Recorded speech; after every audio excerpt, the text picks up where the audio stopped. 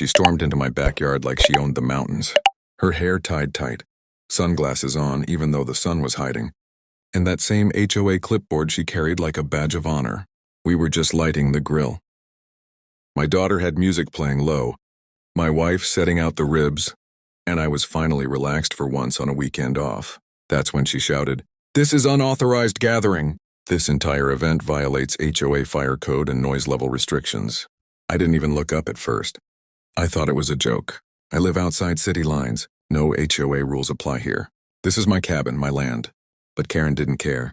She stepped over the stone path like it was her driveway and pointed her phone straight at my wife's face. "I've called enforcement. You'll be escorted off this property." I walked over calm but firm. "Ma'am, you're on private property. This isn't HOA territory." She smirked. "The new HOA expansion bylaws cover this entire ridge. You'll be hearing from us, or better yet," she looked at her phone, "from them." 5 minutes later, 2 men in black uniforms showed up. No marked vehicle, no ID, just plain black tactical outfits with "private enforcement" stitched across their sleeves. They looked like they came from some private security boot camp for retired mall cops. One of them said, "Step away from the grill. This gathering is being shut down under HOA fire safety enforcement." My wife clutched our daughter's hand. "Who are they?" Karen folded her arms proudly. "They're HOA tactical officers. Special enforcers. You all need to leave the property now." I looked those men dead in the eye and said quietly, "You sure you want to do this?" The taller one stepped forward, hand near a stun baton. "Sir, don't escalate this." I took a slow breath, and then pulled my phone from my back pocket. "Good," I said, unlocking the screen, because I was just about to call my unit. Karen laughed. "What unit?" I stared at her. "The one I commanded in Afghanistan." And just like that, her smile dropped.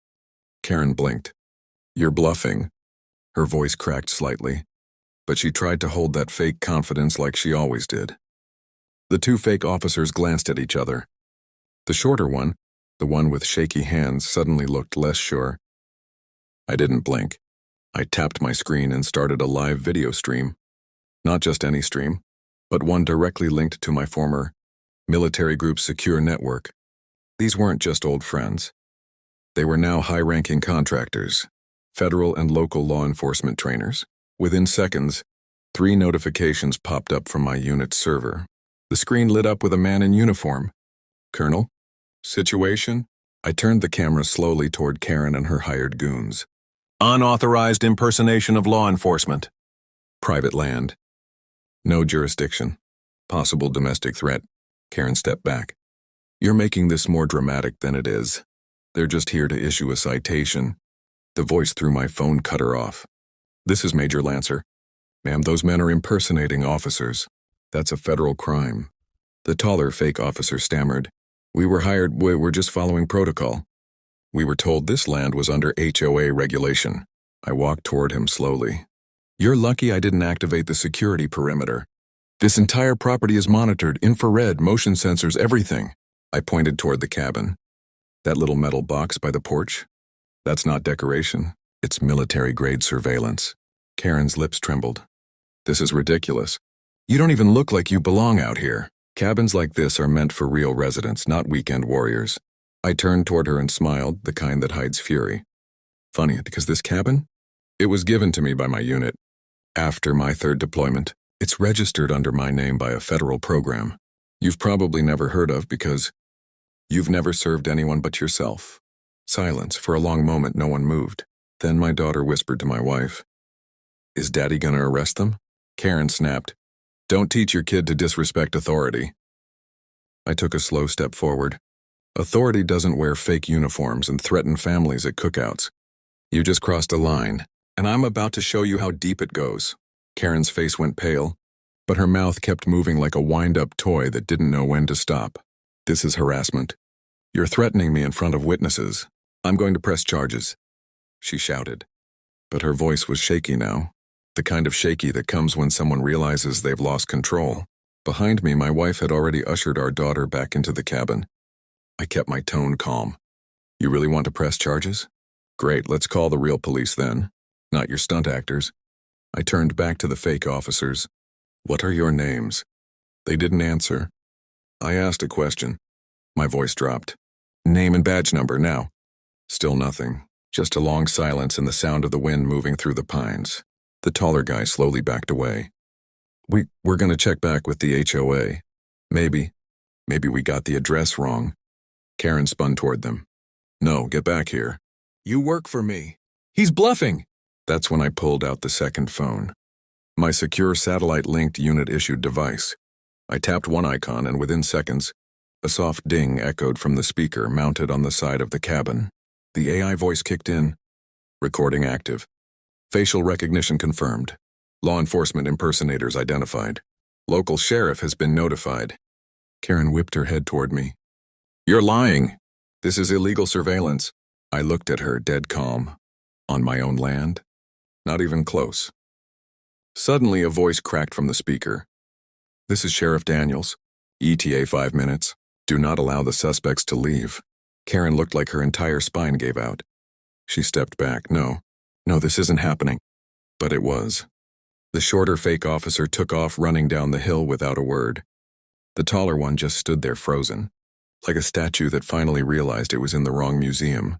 And Karen, she stood in the middle of my backyard, hands trembling, trying to piece together what just fell apart. She looked up at me one last time and said quietly, I didn't know who you were. I just stared back and said, you never asked. Karen's knees buckled, and she dropped onto one of the patio chairs like the weight of her fake. Authority had finally caught up to her. The sound of tires crunching gravel echoed from the hilltop road. A real sheriff's cruiser appeared between the trees. Lights off but presence loud. Sheriff Daniels stepped out, tall, steady, with a deep voice that made even the wind slow down. He walked straight up to me and gave a small nod. Colonel, got your ping? What's the situation? I pointed toward Karen without looking at her. Trespassing, harassment. She brought in 2 men impersonating officers. One fled. The other still standing over there like he forgot how legs work. Daniels turned to Karen. Name? She didn't answer. He repeated firmer. Your name, ma'am. She stood slowly, trying to smile like she was still in charge. I'm the HOA president of Pine Ridge Expansion. These people are violating... Daniels raised a hand. Stop. HOA authority ends 6 miles south of here. This land isn't under your jurisdiction. And these uniforms? He turned to the remaining man in black. Let's see your credentials. The guy mumbled something and pulled out a cheap laminate ID card. Daniels barely glanced at it before tearing it in half. This isn't a badge. It's a prop. Karen stepped forward, panic breaking through her voice. Wait, you don't understand. He's twisting everything. He's not even supposed to be living here. This land is under review. Daniels turned toward her with a look that could quiet a thunderstorm. You just tried to enforce fake laws with fake officers on a decorated veteran's property. That's not confusion. That's a felony. Karen opened her mouth again, but this time I cut her off. And just for the record, this land was gifted through the federal veteran housing grant.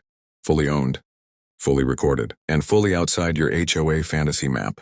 The sheriff reached for his radio. We need a unit up here for arrest. 1 suspect fled, white male, black tactical wear. 1 detained, and we'll need backup for processing. Karen's voice finally cracked for real. Arrest? No, I was just trying to keep the neighborhood safe. There's rules.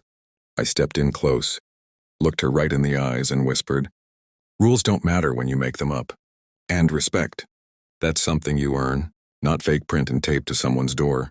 Sheriff Daniels gently cuffed her as she screamed, you can't do this. I'm the one who calls the cops. I run things here. But this time, nobody listened. As the sheriff guided Karen toward the cruiser, her voice turned into a mix of rage and desperation. This isn't over. You'll regret this. I'll sue everyone. You, the sheriff, your whole fake military friends.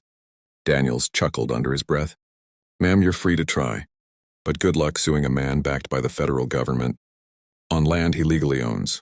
Karen thrashed for a second, but the handcuffs clinked tight.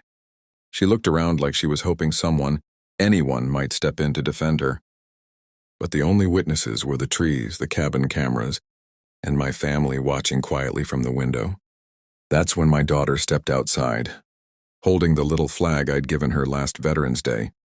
She stood on the porch, waving it gently in the breeze. Karen saw it, and for the first time she didn't have a comeback. No fake citation, no empty threat, just silence. The taller fake officer was still standing nearby, frozen in shame. Daniels turned to him next. You'll have to come with us, too.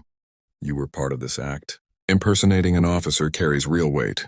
The man didn't resist. He just nodded slowly, like he knew the moment he put on that knockoff uniform, he'd crossed a line he could never uncross. Meanwhile, I walked over to my grill, checked the meat, still warm, and said to no one in particular, "Hope the ribs didn't burn." This was supposed to be a quiet afternoon. Daniels laughed. "Knowing you, Colonel, this won't even make your top 5 weirdest Sundays." My wife stepped out and handed me a drink. "Should we restart the barbecue?" I looked around. Karen in cuffs, her fake cop being loaded into the second cruiser. The cabin safe. My family smiling. "Yeah," I said, finally smiling. "Let's fire it back up." And this time, no uninvited guests.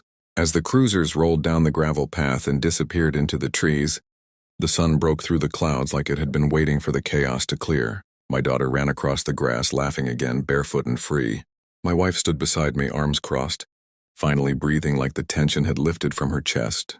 I stared at the spot where Karen had stood minutes ago, screaming about rules, threats, and fake authority. Now all that remained was a broken clipboard lying in the dirt, cracked right down the middle like her ego. My phone buzzed. It was a message from Major Lancer. "Got the footage. Already submitted to legal. She's going to have a fun week." I slipped the phone back into my pocket and looked at my wife. She really thought she could bulldoze her way through us. She smiled. She didn't know who she was messing with. I nodded. That's the thing about people like her. They think silence means weakness. But sometimes, silence just means we're giving them enough rope. That evening, the grill was fired back up. The music returned, just a little louder this time, and the scent of smoked ribs filled the forest air. My old army buddy even stopped by with a cooler and a grin. "Heard you had some HOA drama. You really know how to throw a party." I laughed. Just another day protecting what's mine. As the sun dipped behind the mountains, I stood at the edge of the porch, watching my daughter chase fireflies, and thought about everything Karen had tried to take. Peace, privacy, dignity. But in the end, all she did was expose herself. Because here in this country, you don't get to threaten families on their land. You don't get to wear fake badges and pretend to own people. And you sure as hell don't get to disrespect someone who's bled for this flag. She messed with the wrong soldier, and now the mountain was quiet again. Just the way it should be. The end. Subscribe my YouTube channel for more stories.